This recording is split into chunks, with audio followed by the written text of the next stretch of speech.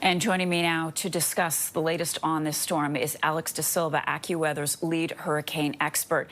Alex, good morning. What's the latest with Melissa as it has already made landfall in Cuba? Yeah, the storm right now has lost a little bit of wind intensity, located right here near the eastern tip of Cuba right now. Category 2 hurricane right now on the Saffir-Simpson hurricane wind scale, but we're still seeing a lot of rain right now across portions of eastern Cuba.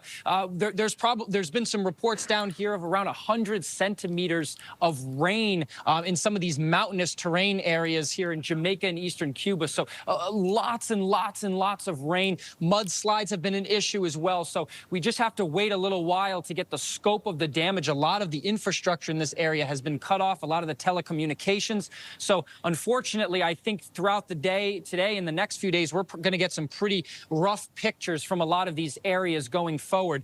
But anyway, the storm will continue to lift to the north during the day today. It will come across the Bahamas and the Turks and Caicos, moving northward, starting to accelerate, which is good news because this storm was at a crawling pace over the last couple of days, and that's what really allowed it to dump as much as 100+ centimeters of rain, not millimeters. We're talking centimeters here. And then going further north, the storm should pass just west of Bermuda before heading up towards eastern Canada. The storm's probably going to pass west of Bermuda and then make a very close pass like that to Newfoundland sometime Friday evening or Friday night. So folks in eastern portions of Newfoundland need to be aware that there could be 60 to 80 km/h winds and about 25 to 50 millimeters of rain up in this area here as the storm accelerates by.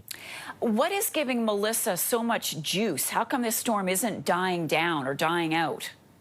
I mean, it comes down to the water temperatures. We haven't seen any tropical systems move through the Caribbean all season long this year. Most of the systems have been out over the tropical Atlantic here, and those water temperatures there, you need about 26 degrees Celsius or so for tropical development. We saw temperatures south of Jamaica around 30 degrees Celsius. So that just caused that really explosive development for Melissa, and that allowed it to achieve one of the highest ratings that we've ever seen in the tropical Atlantic. In fact, it actually tied the record for the strongest landfalling tropical system ever recorded in the Atlantic basin. So a lot of it had to do with those really warm water temperatures down here. And those water temperatures are still very warm in the Bahamas. So that should allow the storm to maintain its intensity through the Bahamas and then eventually heading up towards eastern Canada.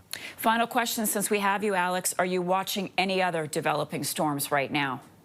Yeah, that's a great question. Right now, it looks pretty quiet across the Atlantic basin following Melissa. Of course, we still have one more month in the tropical Atlantic season. Goes to the end of November, so we do have to be mindful. Last season, we saw 3 named storms during the month of November, but typically this time of the year, we look a little bit closer to the United States.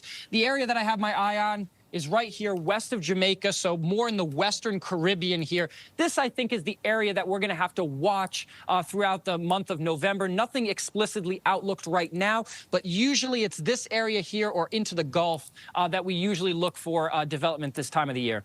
Alex, we really appreciate you being with us today and giving us that complete picture of Hurricane Melissa. Alex DaSilva is AccuWeather's lead hurricane expert.